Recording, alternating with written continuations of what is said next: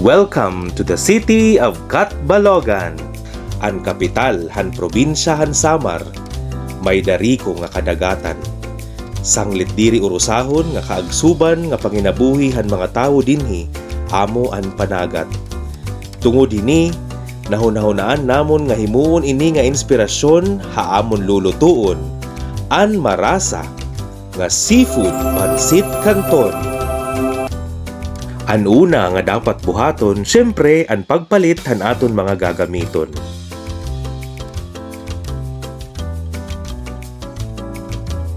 Dapat limpyuhan nga igandam ang nga tanan nga panakot. Ginhugasan hin maupay ang mga seafood ngan utan. Syempre, ang bida han aton pansit amo ang scallops, pasayan, ngan nuos o pusit. Ngan amo adi ang listahan han nga tanan nga aton gagamiton nga ingredients.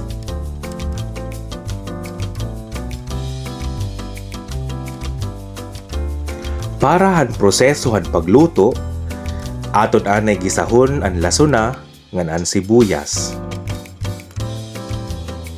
Aton liwat igbutang ang seafood, ngan aton ini igigisa hin 2 minutes.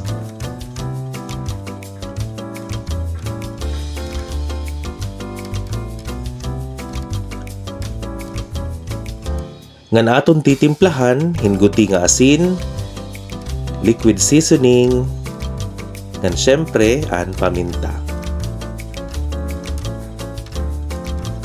Aton liwat igtitimpo an aton mga utan.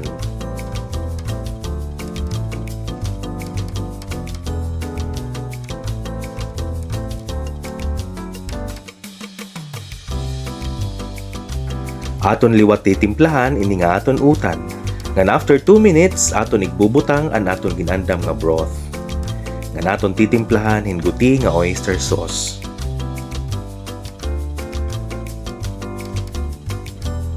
Ngan aton liwat bubuhusan hin slurry para mas maging thick an aton sauce. Ngan hakaluyo nga pan, aton liwat ipiprepare an aton canton.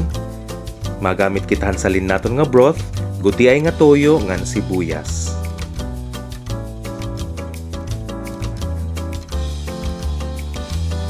Kung isakto na ang consistency han aton canton, aton na igbubuhos an aton gin-prepare nga sauce ngadto han aton canton, ngan aton iniya igmi-mix hin maupay, ngan pwede na naton ig-serve an aton seafood pansit canton.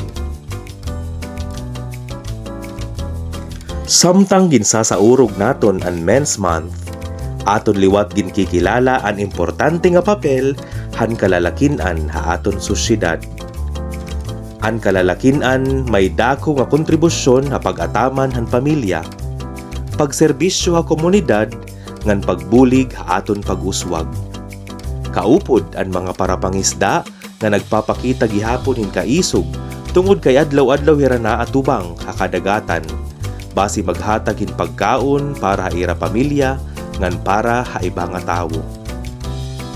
Pinaagi hini nga putahe amon igid papakita ang panaghiusahan kultura, panginabuhi ngan panumduman han mga tawo han Catbalogan City. Malipayon nga Men's Month hanga tanan nga kalalakin-an.